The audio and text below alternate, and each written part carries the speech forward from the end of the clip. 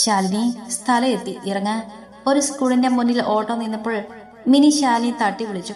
ഒരുപാട് ചിന്തകളുടെ മനസ്സലഞ്ഞ് തിരിഞ്ഞു നടന്നതുകൊണ്ട് തന്നെ അറിയാതെ ശാലിനി ഉറങ്ങിപ്പോയിരുന്നു. മിനി ചേച്ചി തട്ടിയുടെ വിളിയിൽ ശാലിനി കണ്ണുകൾ തുറന്നു. പിന്നെ മിനി ചേച്ചിയെ നോക്കി. ആൾ ഓട്ടോയിൽ നിന്നും വെളിയിൽ ഇറങ്ങി നിൽക്കുവാണ്. വാ ശാലിനി, മോളുടെ സ്കൂളാണിത്. മിനി ചേച്ചി പറയുന്നതും ശാലിനി പതിയെ ഓട്ടോയിൽ നിന്നും ഇറങ്ങി. അവൾ ചുറ്റുമൊന്ന് നോക്കുമ്പോഴേക്കും മിനി ചേച്ചി ഓട്ടോക്കാരന് പൈസ കൊടുത്ത് ഓട്ടോ പറഞ്ഞു വിട്ടിരുന്നു. നീ വരുന്നോ അകത്തേക്ക്? ശാലിനിയെ നോക്കിക്കൊണ്ട് മിനി ചോദിച്ചു. ഇല്ല ചേച്ചി, ഞാൻ ദേ ആ മരത്തണ ഇരുന്നോളാം. സ്കൂളിൽ നിന്ന് കുറച്ച് മാറി നിൽക്കുന്ന വലിയൊരു മരം ചൂണ്ടിക്കാണിച്ചുകൊണ്ട് ശാലിനി പറഞ്ഞു. എന്നാ ശരി, ഞാൻ പോയിട്ട് വരാം. അതും പറഞ്ഞ് മിനി നടന്നതും ശാലിനി മിനി പോകുന്നൊന്ന് നോക്കിയിട്ട് ആ മരത്തണിലേക്ക് നടന്നു. അവിടെ ചെന്ന് ആ മരത്തിന്റെ വേരുകളിൽ ഒന്നിലേക്ക് അവൾ ഇരുന്നു. അപ്പോഴേക്കും അവളെ ചെന്ന് സാരംഗിനെ കുറിച്ചായിരുന്നു. അവൻ എന്തിനായിരിക്കും ഇവിടേക്ക് വന്നത്? ഇനി തന്നെ പിന്തുടർന്ന് വന്നതാണോ? അങ്ങനെ ഓരോ ആലോചിച്ചും ശാലയ്ക്ക് തല തെറിക്കുന്ന പോലെ തോന്നി. തലയ്ക്ക് കൈ താങ്ങി കണ്ണുകൾ അടച്ചിരുന്നു. അപ്പോഴേക്കും തന്റെ ജീവിതത്തിൽ നടന്ന ഓരോ കാര്യവും ഓർക്കും തോറും അവളുടെ മനസ്സിനെ മുറിവേൽപ്പിച്ചുകൊണ്ടിരുന്നു. മിനി മോളുടെ ക്ലാസ്സിൽ പോയി പഠന കാര്യങ്ങളൊക്കെ അന്ന് അന്വേഷിച്ചു. മകളോട് യാത്ര പറഞ്ഞ് ശാലിനി ഇരിക്കുന്നിടത്തേക്ക് നടന്നു. ശാലിനി, മിനി ചേച്ചി വിളിച്ചതും ശാലിനി കണ്ണുകൾ തുറന്നു. അവളുടെ കലങ്ങി ചുവന്ന കണ്ണുകൾ കണ്ടപ്പോൾ മിനിക്ക് എന്തോ പറഞ്ഞറിയിക്കാൻ പറ്റാത്ത അത്രയും സങ്കടം തോന്നി. അവളുടെ ജീവിതത്തിൽ എന്തോ സംഭവിച്ചിട്ടുണ്ടെന്ന് അവർക്കും മനസ്സിലായി. വാ, സ്കൂളെല്ലാം കഴിഞ്ഞു. എന്തായാലും നീ ഇവിടെ വരെ വന്നതല്ലേ, നമുക്ക് എന്റെ വീട്ടിൽ കൂടെ കയറിയിട്ട് വൈകിട്ട് പോവാം. എന്തായാലും നീ ജോലിക്ക് വരുന്നെന്ന് പറഞ്ഞല്ലേ വന്നത്, അപ്പൊ പിന്നെ കുഴപ്പമില്ല. ആ മെഡിക്കൽ സ്റ്റോറിൽ നിന്ന് അമ്മയ്ക്ക് മരുന്നെടുക്കണം. പിന്നെ നടക്കാനുള്ള ദൂരമേ വീട്ടിലേക്കുള്ളൂ. അതും പറഞ്ഞ് മിനി ശാലിനിയുടെ കയ്യിൽ പിടിച്ച് ഇരുന്നിടത്തുനിന്നും എഴുന്നേൽപ്പിച്ചു. ശാലിനി കണ്ണുകളൊന്ന് അമർത്തി തുടച്ചുകൊണ്ട് മിനിയെ നോക്കിയൊന്ന് ചിരിക്കാൻ ശ്രമിച്ചു. വാ, എന്ത് സങ്കടമുണ്ടെങ്കിലും അതിനൊക്കെ ദൈവം നമുക്കൊരു പോം വഴി കാണിച്ചു തരും. ദൈവത്തിന് പ്രിയപ്പെട്ടവരെയാണ് ദൈവം പരീക്ഷിക്കുന്നത്. അതുകൊണ്ട് സങ്കടമൊക്കെ മാറ്റി എൻ്റെ കൂടെ വന്നേ. പിന്നെ നിന്റെ മനസ്സിൽ എന്ത് സങ്കടം ഉണ്ടെങ്കിലും ആ സങ്കടം ആരോടെങ്കിലും തുറന്നു പറഞ്ഞാൽ കുറച്ച് ആശ്വാസം കിട്ടും എന്ന് കരുതി ഞാൻ നിന്നെ നിർബന്ധിക്കില്ല. നിനക്ക് പറയാൻ മനസ്സുണ്ടെങ്കിൽ പറഞ്ഞാൽ മതി. ഒന്നുമില്ലെന്ന് മാത്രം നീ പറയരുത്. മിനി ശാലിനിയുടെ കൈകളിൽ മുറുക്കെ പിടിച്ചുകൊണ്ട് പറഞ്ഞു. ഞാൻ പറയാം ചേച്ചി. ശാലിനി തന്റെ കയ്യിൽ പിടിച്ചിരുന്ന മിനിയുടെ കൈകൾക്ക് ഒന്നിടെ പിടി മുറുക്കിക്കൊണ്ട് പറഞ്ഞു. ശരി, ഇപ്പൊ വേണ്ട, നമുക്ക് വീട്ടിൽ പോയി എന്തെങ്കിലും കഴിച്ചിട്ട് പതിയെ പറയാം. ഇപ്പൊ നീ വാ. അമ്മയ്ക്ക് മരുന്ന് വാങ്ങിയില്ലെങ്കിൽ പിന്നെ അവരെനിക്ക് സൗകര്യം തരില്ല. ചേച്ചിയുടെ അമ്മയാണോ? ശാലിനി മീനിയുടെ സംസാരം കേട്ടുകൊണ്ട് ചോദിച്ചു. എന്റെ അമ്മയല്ല, എന്റെ കെട്ടുവന്റെ അമ്മയാണ്. നീ വാ, അപ്പൊ എല്ലാരെയും കാണാലോ. കാണാൻ പോകുന്ന പോലും എന്തിനാ പറഞ്ഞറിയിക്കുന്നത്? അതും പറഞ്ഞ് മിനി ശാലിനി കൊണ്ട് റോഡിനപ്പുറത്തുള്ള മെഡിക്കൽ സ്റ്റോറിലേക്ക് കയറി. ബാഗിലിരുന്ന മരുന്നിന്റെ തുണ്ടെടുത്ത് അവിടെ ആളുടെ കയ്യിലേക്ക് കൊടുത്തു. ആളത് വാങ്ങി മരുന്നെടുക്കാൻ വേണ്ടി തിരിഞ്ഞു നടന്നു. അമ്മയ്ക്ക് എന്താ ചേച്ചി അസുഖം? ശാലിനി മിനി നോക്കിക്കൊണ്ട് ചോദിച്ചു. മിനി ചേച്ചിയാണെങ്കിൽ അവിടെ കുഞ്ഞു ഫോണിൽ ആരുടെയോ നമ്പർ നോക്കുന്ന തിരക്കിലും. അമ്മയ്ക്ക് ശ്വാസമുട്ടലാണ് ശാലിനി. കുറേ തുടങ്ങിയിട്ടും ഇപ്പൊ ശ്വാസമുട്ടിനെ വലിക്കാൻ ഒരു ഇൻഹേലർ തന്നു. അത് കൊടുത്തിട്ടാണ് ഇപ്പോൾ അമ്മയ്ക്ക് ആശ്വാസമായത്. മിനി ചേച്ചി ഫോണിൽ നിന്ന് മുഖമുയർത്തി ശാലിനി നോക്കിക്കൊണ്ട് പറഞ്ഞു. മെഡിക്കൽ സ്റ്റോറിലെ ആൾ മരുന്ന് എടുത്തുകൊണ്ട് വന്ന് ബില്ല് എടുത്തതിന് ശേഷം ബില്ല് മിനിയുടെ കയ്യിലേക്ക് കൊടുത്തു. അത് വാങ്ങി മിനി പേഴ്സിൽ നിന്ന് പൈസ കൊടുത്തു. പിന്നെ ബാക്കിയും വാങ്ങിക്കൊണ്ട് ശാലിനിയുടെ കയ്യിൽ പിടിച്ചുകൊണ്ട് റോഡ് ക്രോസ് ചെയ്തു. മെഡിക്കൽ സ്റ്റോറിന്റെ എതിർവശത്താണ് മിനിയുടെ വീട്ടിലേക്ക് നടക്കേണ്ട വഴി. ശാലിനിയുടെ കൈയും പിടിച്ച് മിനി തന്റെ വീട്ടിലേക്കുള്ള വഴിയെ നടന്നു. ശാലിനിക്ക് അവിടെയുള്ള ഓരോന്നിനെയും കുറിച്ച് പറഞ്ഞു കൊടുക്കുന്നുമുണ്ട്. ഇതാ ആ കാണുന്ന വഴിയിൽ കൂടെയാണ് കേട്ടോ ശാലിനിന്റെ വീട്ടിലേക്ക് പോകേണ്ടത്.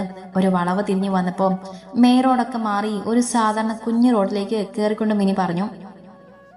ശാലിനി അവിടെ നിന്ന് നോക്കി. കഷ്ടിച്ച് ഒരു ബൈക്ക് പോകാനുള്ള വഴി അവിടെയുള്ളൂ. പിന്നെ അടുത്തായി കാണുന്ന ഒരുപോലെയുള്ള വീടുകളും കണ്ടപ്പോ തന്നെ അതൊരു കോളനിയാണെന്ന് ശാലിനിക്ക് പിടികിട്ടി.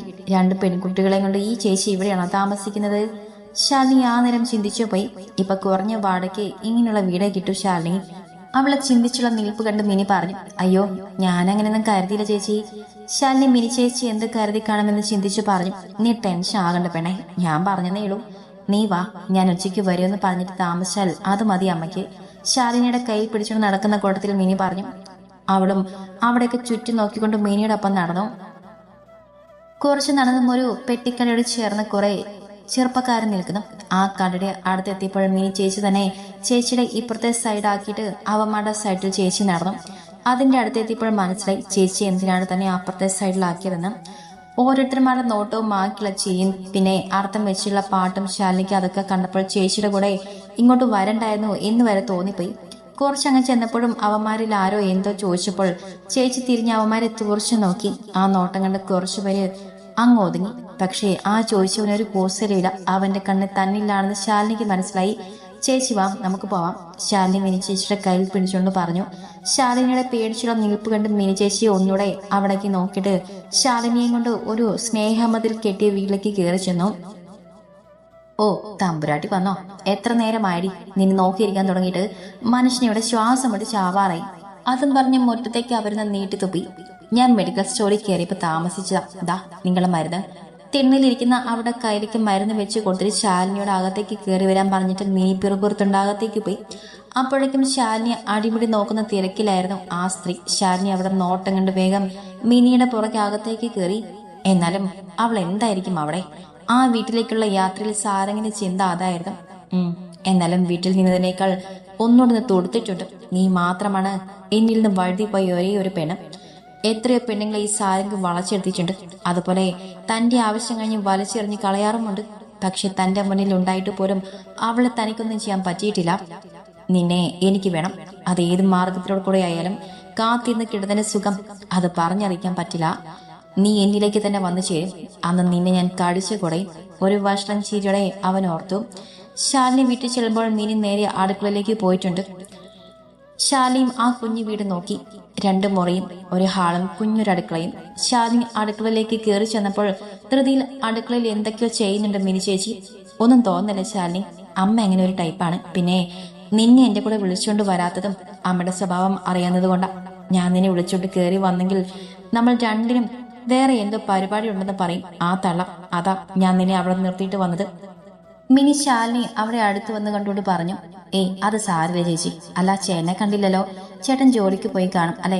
ശാലിനി ചെറു ചീരിയോടെ ചോദിച്ചു. ചേട്ടൻ മരിച്ചിട്ട് ഇപ്പൊ 2 കൊല്ലം ആകുന്നു ശാലിനി. മിനി അത് പറയുമ്പോൾ അവിടെ കണ്ണുകൾ നിറഞ്ഞു വന്നു. ശാലിനി ചേച്ചി പറയുന്നത് വിശ്വസിക്കാനാവാതെ നിന്നു. 2 കൊല്ലം മുൻപ് ഒരു ആക്സിഡന്റ് പറ്റിയതാ ദിനേശ് ചേട്ടന്. 1 മാസത്തോളം ഓർമ്മയൊന്നുമില്ലാതെ ആശുപത്രിയിൽ തന്നെ കിടന്നു. ഒരു ഓപ്പറേഷൻ വേണമെന്ന് ഡോക്ടർ പറഞ്ഞപ്പോ ഒന്നും നോക്കിയില്ല. ഉള്ള വീടും സ്ഥലവും വിറ്റ് ഓപ്പറേഷൻ നടത്തി. ഓപ്പറേഷൻ കഴിഞ്ഞ് ഏട്ടനെ ഞാനും മകളും കയറി കണ്ടതാ. ഞങ്ങളോട് 3 ആളോടും സംസാരിക്കുകയും ചെയ്തു. പക്ഷെ മക്കളെ ബസ് കയറ്റി വിട്ടിട്ട് വന്ന ഞാൻ കേൾക്കുന്നത് എന്റെ ദിനേശ് ചേട്ടൻ എന്നെയും എന്റെ മക്കളെയും വിട്ട് ഈ ലോകത്തിൽ നിന്നും തന്നെ പോയിന. അത്രയും നേരം കരയാതെ നിന്ന മിനി അവസാനം വന്നപ്പോൾ ഒന്ന് വിതുമ്പിപ്പോയി. ചേച്ചി, മിനിയുടെ തോൾ പിടിച്ചോണ്ട് ശാലിനി വിളിച്ചു. ഒന്നുമില്ലടി, ഏട്ടൻ ഞങ്ങളെ വിട്ടു പോയിട്ടൊന്നുമില്ല. ഞങ്ങളെ കൂടെ തന്നെയുണ്ട്. ശാലിനി കൈ മിനി തന്റെ തോളിൽ നിന്ന് എടുത്തു മാറ്റിക്കൊണ്ട് പറഞ്ഞു. പിന്നെ തിരിഞ്ഞ് ചുരിദാന്റെ ടോപ്പ് അല്പം ഉയർത്തി കണ്ണുകൾ തുടച്ചു. പിന്നെ കറികളൊക്കെ ചൂടാക്കിയത് കൊച്ചു കിണ്ണത്തിലേക്ക് മാറ്റി. ഞാൻ പോയി അമ്മ കഴിച്ചെന്ന് ചോദിച്ചിട്ട് വരാം. അതും പറഞ്ഞ് മിനി അടുക്കളയിൽ നിന്നും ഹാളിലേക്ക് ഇറങ്ങി. ശാലിനി അവിടെ തോൾ കിടന്ന ബാഗ് താഴെ വെച്ചിട്ട് അടുക്കള വാതിലിന് മുറ്റത്തേക്ക് ഇറങ്ങി. അവിടെ മുറ്റത്തിനെ ബാത്റൂം കണ്ടപ്പോൾ ശാലിനി അതിൽ കയറിയൊന്ന് ഫ്രഷായി. ബാത്റൂമിലൊക്കെ പോയിട്ട് വരുമ്പോഴേക്കും മിനി ചേച്ചി കഴിക്കാനുള്ളതെല്ലാം താഴെ എടുത്തു വെച്ചിട്ടുണ്ട്. വാ ശാലിനി, കഴിക്കാം. ശാലിനി കയറി വന്നതേ മിനി പറഞ്ഞു. ശാലിനിയും മിനിയും അടുത്ത് വന്നിരുന്നു. ഞാൻ ചോറ് കൊണ്ടുവരുന്നു ചേച്ചി. അത് സാരില്ല, നീ ഇത് കഴിക്കും. ആ ചോറ് വീട്ടിൽ കൊണ്ടുപോയി കഴിച്ചാൽ മതി. മിനി ചേച്ചി സ്നേഹത്തോടെ പറഞ്ഞപ്പോൾ ശാലിനിക്ക് അത് നിരസിക്കാനായില്ല. അമ്മ കഴിച്ചായിരുന്നോ ചേച്ചി? ആള് കഴിച്ചതാ. ശാലിനി മരുന്നൊക്കെ ഉള്ളതല്ലേ, നീ കഴിക്കൂ. ഒരു പ്ലേറ്റിൽ ചോറും അയലക്കറിയും ക്യാബേജ് തോരനും വിളമ്പി മിനി ശാലിനിക്ക് കൊടുത്തു. ശാലിനി അത് വാങ്ങി ആസ്വദിച്ച് കഴിക്കാൻ തുടങ്ങി. അവൾ തന്നെ ആഹാരം പാകം ചെയ്ത് കഴിക്കുന്നത് കൊണ്ട് അവൾക്ക് പുതിയൊരു ടേസ്റ്റ് കിട്ടിയപ്പോൾ ആസ്വദിച്ച് തന്നെ കഴിച്ചു. ശാന്തി നിലയത്തിൽ താൻ ചെയ്ത നാളെ മുതൽ താൻ തന്നെയാണ് പാചകം. താൻ എന്തുണ്ടാക്കിയാലും തനിക്കത് കഴിക്കാനൊന്നും പറ്റില്ലായിരുന്നു. അവരെ കഴിച്ചതിന് ശേഷമേ തനിക്ക് കഴിക്കാൻ പറ്റും. തന്റെ വീട്ടിലെയും അവസ്ഥ അത് തന്നെയായിരുന്നു. ശാലിനി ഒരു നെടുവീർപ്പോടെ ഓർത്തു. നീ എന്താലോചിച്ചോണ്ടിരിക്കുക ശാലിനി, വേഗം കഴിക്കാൻ നോക്ക്. അവളുടെ പാത്രത്തിലേക്ക് കുറച്ചൊരു ചോറ് കൂടെ ഇട്ട് കൊടുത്തോണ്ട് മിനി പറഞ്ഞു. അയ്യോ ചേച്ചി, എനിക്ക് മതി. ശാലിനി തടയും മുന്നേ മിനി അത് ശാലിനിയുടെ പ്ലേറ്റിലേക്ക് വിളമ്പിയിരുന്നു. ശാലിനി ദയനീയമായി മിനിയെ നോക്കി. എന്നെ നോക്കണ്ട, വേഗം കഴിച്ച് എഴുന്നേൽക്കാൻ നോക്ക്. അതും പറഞ്ഞ് മിനി കഴിച്ച് എഴുന്നേറ്റു. ശാലിനിക്ക് സന്തോഷം കൊണ്ട് കണ്ണു നിറഞ്ഞു പോയി. തന്നെ ഇങ്ങനെ ആരും കഴിപ്പിച്ചിട്ടില്ല.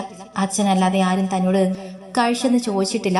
അവളുടെ കണ്ണുകൾ നിറഞ്ഞു വന്നു. അത് മിനി ചേച്ചി കാണാതെ ശാലിനെ തുമ്പുകൊണ്ട് തുളച്ചു. പിന്നെ വേഗം വാരി കഴിച്ചു. ശാലിനിയും മിനിയും കൂടെ അടുക്കളത്തെണ്ണിലിരിക്കുവാണ്. തന്റെ കല്യാണം കഴിഞ്ഞുള്ള ജീവിതം അതുപോലെ തന്നെ മിനി ചേച്ചിയോട് പറഞ്ഞു ശാലിനി. എല്ലാം കേട്ട് മിനി തറഞ്ഞിരിക്കുവാണ്. നീ ആയതുകൊണ്ടാണ് ശാലിനി ഇത്രയുമൊക്കെ സഹിച്ചത്. അവിടെ അനുഭവിക്കുന്നത് നിനക്ക് നിന്റെ അച്ഛനോടെങ്കിലും പറയാമായിരുന്നു. ഒട്ടൊരു നിമിഷത്തിന് ശേഷം മിനി ശാലിനിയോട് പറഞ്ഞു. എനിക്ക് പേടിയായിരുന്നു ചേച്ചി. ഒരിക്കലും എന്റെ അച്ഛൻ എന്നെ ഓർത്ത് വിഷമിക്കരുത്. എന്റെ അച്ഛനൊന്നും സംഭവിക്കരുത്. പിന്നെ അച്ഛനോട് ഞാനെല്ലാം പറഞ്ഞിരുന്നെങ്കിൽ എന്റെ അച്ഛനെ എനിക്കിതിനു മുന്നേ നഷ്ടമായേനെ ചേച്ചി. നിനക്കൊരു വാക്ക് എന്നോട് നേരത്തെ പറയാറില്ലേ? അവനെ കണ്ടപ്പോ എങ്കിലും നാണമില്ലാത്ത നാറി സ്വന്തം ചേട്ടന്റെ ഭാര്യയാണെന്ന് പോലും നോക്കാതെ. എനിക്ക് ശാലിനി പറഞ്ഞു കേട്ടത് മുതൽ അവരൊക്കെ കൊല്ലാനുള്ള ദേഷ്യമുണ്ട്. അവിടെയുള്ളതെല്ലാം പിശാചുക്കളാണോ എന്ന് ഞാൻ ആലോചിക്കുന്നത്. എന്തായാലും നിന്റെ കേട്ടനെ ഞാൻ സമ്മതിച്ചു. അമ്മച്ചിയും അനിയനും പെങ്ങന്മാരും പറഞ്ഞത് വെള്ളം തടന്ന് വിഴുങ്ങിയാലോ? നീ എടുത്ത തീരുമാനം തന്നെയാണ് ശാലി ശരി. പക്ഷേ എടുത്ത സമയം കുറച്ച് വൈകിപ്പോയി. സാരില്ല. നരകത്തിൽ നിന്ന് നീ രക്ഷപ്പെട്ടല്ലോ, എനിക്ക് സമാധാനായി.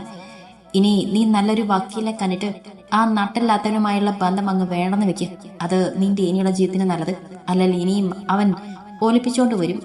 പിന്നെ മനോഹരൻ സാറിന്റെ വീട്ടിൽ തന്നെ ജോലിക്ക് പോകുന്നതാണ് നിനക്ക് നല്ലതെന്ന് എനിക്ക് തോന്നും. ഇപ്പൊ നിന്റെ ഭാഗ്യത്തിന് നീ തനിച്ചാണ്.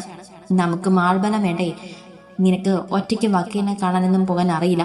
അപ്പൊ ഞാൻ പറഞ്ഞത് നിന്റെ കാര്യം സാറിനോട് തുറന്നു പറഞ്ഞിട്ട് നിന്നെ ഒന്ന് സഹായിക്കാൻ പറയണം. മിനി അത്രയും പറഞ്ഞിട്ട് ശാലിനി നോക്കി. ഞാൻ പറഞ്ഞത് വലത് നീ കേട്ടോ പെണ്ണേ? ശാലിനിയുടെ ഇരിപ്പ് കണ്ടോട് മിനി ചോദിച്ചു. ഞാൻ കേട്ടു ചേച്ചി. പക്ഷെ മനോഹരൻ സാറ് കുഴപ്പമില്ല, അയാളുടെ മോൻ. ശാലിനി അത് പറഞ്ഞിട്ട് മിനിയെ നോക്കി. അതിന് സാധനം കടയിൽ നിന്ന് മാറിയിട്ട് വേണ്ടേ വീട്ടിലേക്ക് വരാൻ? നീ കടയിൽ വരുന്നതിനും നല്ലത് സാറിന്റെ മോളെ നോക്കാൻ പോകുന്നതാണ്. ഞാൻ എന്തായാലും ഒന്ന് ആലോചിക്കട്ടെ ചേച്ചി. എന്നാ ഞാൻ ഇറങ്ങുവാ. ശാലിനി ഇരുന്നിടത്തിൽ നിന്നും എഴുന്നേറ്റുകൊണ്ട് പറഞ്ഞു. അയ്യോ, കുറച്ചുകൂടെ കഴിഞ്ഞിട്ട് പോകാം ശാലിനി. മിനിയും അവളുടെ കൂടെ എഴുന്നേറ്റുകൊണ്ട് പറഞ്ഞു. ഞാൻ വേറൊരു ദിവസം വരാൻ ചേച്ചി. എനിക്ക് ഈ കാര്യത്തിനൊന്ന് അമ്മായിയോട് പറയണം. ഹരിയേട്ട സമ്മതിക്കുമെന്ന് അറിയില്ല. എന്നാലും പറയാതെ പോകുന്നത് മോശമല്ലേ? പിന്നെ എന്നും പോയിട്ട് വരുന്ന കാര്യം നടക്കുമെന്ന് അറിയില്ല. അതോടെ ഇന്ന് മനോഹരൻ സാറിനോട് സൂചിപ്പിക്കണം. എന്നാ ഞാൻ ഇറങ്ങുവാ ചേച്ചി.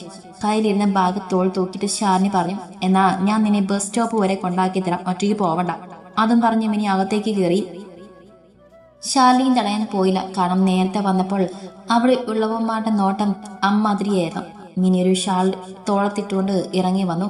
കയ്യിലൊരു കുഞ്ഞു കവറും ഉണ്ട്. അടുക്കള വശത്തെ മുറ്റത്ത് കൂടെ തന്നെ മുൻവശത്തേക്ക് ഇറങ്ങി. തിണ്ണയിലിരുന്ന മിനിയുടെ അമ്മയുടെ യാത്ര പറഞ്ഞ് ശാലിനി മിനിയോടൊപ്പം ബസ് സ്റ്റോപ്പിലേക്ക് നടന്നു. എന്നെ എന്തെങ്കിലും പറയുമെങ്കിലും മക്കളെ പൊന്നു പോലെ നോക്കും ശാലിനി അമ്മ. അച്ഛനില്ലാത്ത എന്റെ മക്കൾക്കും ഭർത്താവില്ലാത്ത എനിക്കും അമ്മ ഒരു കൂട്ട തന്നെയാണ്. ദിനേശേട്ടൻ മരിക്കുന്നതിന് മുന്നേ ചേട്ടന്റെ മൂത്ത പെങ്ങളെ വീട്ടിലായിരുന്നു അമ്മ. ഏട്ടന്റെ ആക്സിഡന്റ് പറ്റിയെന്ന് അറിഞ്ഞപ്പോൾ ഓടി വന്നതാണ് അമ്മ. അന്ന് തൊട്ട് ഞങ്ങളുടെ അപ്പമാണ്. എന്നെ ഓരോന്നൊക്കെ പറയുമെങ്കിലും എന്നോട് ഭയങ്കര കാര്യം. ശാലിനി ഒത്ത് ബസ് സ്റ്റോപ്പിലേക്ക് നടക്കാനിടയിൽ പറഞ്ഞു. ഭർത്താവില്ലാതെ താമസിക്കുന്ന പെണ്ണിനോട് മോശമായി പെരുമാറാൻ എളുപ്പമാണ്. ഏട്ടൻ പോയപ്പോഴാണ് സത്യത്തിൽ ഏട്ടന്റെ വില മനസ്സിലാകുന്നത്. നമ്മളെ ചേച്ചിന്ന് സ്നേഹത്തോടെ വിളിച്ചിരുന്ന കുഞ്ഞു ചെറുക്കന്മാരെ പോലും രാത്രിയുടെ ഇരുട്ടിൽ നമ്മളോട് വെറും പെണ്ണുടൽ മാത്രമായി കാണും. അത് നമുക്ക് ചോദിക്കാനും പറയാനും ആരുമില്ലെന്ന് അറിയുമ്പോൾ എന്ന് കരുതി ഓരോരുത്തരെ താലി കഴുത്തിലിട്ടിട്ട് അവന്റെ വീട്ടിൽ തന്നെ മാനം നഷ്ടപ്പെടും എന്ന് പേടിച്ച് കഴിയേണ്ട കാര്യമൊന്നുമില്ല ശാലി. അത് നമ്മുടെ ഭർത്താവ് ജീവനോടെ ഇരിക്കുമ്പോൾ, ജീവനോടെ ഇരുന്നിട്ട് ഒരുത്തൻ നമ്മുടെ മാനത്തിന് വില പറഞ്ഞിട്ടുണ്ടെങ്കിൽ അത് നമ്മുടെ കഴുത്തിൽ താലി കെട്ടിയവന്റെ കഴിവുകേട് തന്നെയാണ്. മിനി സതീഷിനോടുള്ള ദേഷ്യത്തോടെ പറഞ്ഞു. ശാലിനിയൊന്നും പറഞ്ഞില്ല. മിനി ചേച്ചി പറയുന്നത് കേട്ടോണ്ട് നടന്നു. നീ വിഷമിക്കാൻ പറഞ്ഞതല്ല, നല്ലതുപോലെ ആലോചിച്ചിട്ട് തീരുമാനം എടുക്ക്. ഇനി എന്ത് സംഭവിച്ചാലും അവന്റെ അടുത്തേക്ക് നീ പോവരുത്. അങ്ങനെ നീ പോയാൽ നിന്നോട് നീ കാണിക്കുന്ന നീതികേടാകും അത്. നിനക്ക് നിന്നോട് തന്നെ ഒരു സ്നേഹം വേണം ശാലിനി. നിനക്കിപ്പോ വേറെ ഒരു ബാധ്യതയുമില്ല. അവനുമായിട്ടുള്ള എല്ലാ ബന്ധവും അവസാനിപ്പിച്ച് സ്വസ്ഥമായിട്ട് ജീവിക്കാൻ നോക്ക്. പിന്നെ കുറെ നാൾ കഴിയുമ്പോൾ ഒറ്റയ്ക്കുള്ള ജീവിതം മടുക്കുമ്പോൾ നിനക്ക് നല്ലെന്ന് തോന്നാം നിന്നെ മനസ്സിലാക്കുന്ന ഒരാളെ കണ്ടെത്തി കൂടെ കൊടുക്കാം. അതൊരു മടിയും കാണിക്കണ്ട കേട്ടോ. അയ്യോ, നാട്ടുകാർ എന്ത് പറയുമെന്നൊന്നും ചിന്തിക്കണ്ട ശാലിനി. നമുക്ക് ശരിയും തോന്നുക ചെയ്യുക. അതിനാരായും ഭയപ്പെടേണ്ടതില്ല. ദാ ബസ് വന്നല്ലോ. അവിടെ മുന്നിൽ കൂടെ പാസ് ചെയ്തു പോയ ബസ് ചൂണ്ടിക്കൊണ്ട് മിനി പറഞ്ഞു. പിന്നെ ഇന്നിപ്പോ നിന്റെ അമ്മയുടെ വീട്ടിലൊന്നും പോകാൻ നിൽക്കണ്ട. നേരെ വീട്ടിൽ പോയിരുന്ന് ആലോചിക്ക്. എന്നിട്ട് നല്ലൊരു തീരുമാനത്തിലെടുക്ക്. എന്നിട്ട് തീരുമാനം എന്തായാലും അത് മനസ്സിൽ കരുതിക്കൊണ്ട് വേണം നീ നിന്റെ അമ്മായിയെ കാണാൻ പോകാൻ. അവര് പറയുന്ന കേട്ടോണ്ട് മാറ്റാതിരിക്കാനാണ് ഞാൻ അങ്ങനെ പറഞ്ഞത്. എന്നാ ശരി, പോയി നല്ലൊരു തീരുമാനം തന്നെ എടുക്ക്. ബസ്സിലേക്ക് ശാലിനി കയറ്റി ഇരുത്തിയിട്ട് മിനി പറഞ്ഞു. അതിന് നിറഞ്ഞൊരു ചീരിയോടെ ശാലിനി തറയാട്ടി. ബസ് എടുക്കാൻ പോകുന്ന കണ്ട് മിനി ചേച്ചി ബസ്സിൽ നിന്നും ഇറങ്ങി. മിനി ചേച്ചി ഇറങ്ങിയതും ബസ് മുന്നോട്ടെടുത്തു. ശാലിനി മിനി കണ്ണിൽ നിന്ന് മറയുന്നത് വരെ തല വെളിയിട്ടുണ്ട് നോക്കിക്കൊണ്ടിരുന്നു. മിനി കണ്ണിൽ നിന്ന് മറഞ്ഞതും ശാലിനി സീലേക്ക് ചാരിയിരുന്ന് കണ്ണുകൾ അടച്ചു. അവിടെ എവിടെയായിരിക്കും അമ്മേ ഇത്ര രാവിലെ പോയത്? അമ്മയ്ക്കൊന്ന് ചോദിക്കായിരുന്നു. ശ്യാമിലി ഗിരിജയെ നോക്കിക്കൊണ്ട് പറഞ്ഞു. നീ ഉണ്ടായിരുന്നല്ലോ ആ നേരം അവിടെ. അപ്പൊ നിനക്ക് ചോദിച്ചാൽ എന്തായിരുന്നു? നിന്റെ നാവ് അവളെ കണ്ടപ്പോ ഇറങ്ങിപ്പോയോ? ഗിരിജ ശ്യാമിലെ തുറച്ചു നോക്കിക്കൊണ്ട് ചോദിച്ചു. അത് പിന്നെ ഞാൻ ശ്യാമിലെ നിന്ന് പരിങ്ങി കളിച്ചു. നിന്നെ ഇതിനെ കൊള്ളാവൂ, ഗിരിജ മുഷിച്ചിലോടെ പറഞ്ഞു. അവള് ചോർക്ക് കൊണ്ടുപോയെന്നല്ലേ പറഞ്ഞത്? അപ്പൊ ജോലി എവിടെയും ശരിയായി കാണും, അതാ ചോർക്ക് കൊണ്ടുപോയത്. അതും ശരിയാ. ശ്യാമിനി പറഞ്ഞത് ഗിരിജയും ശരിവെച്ചു.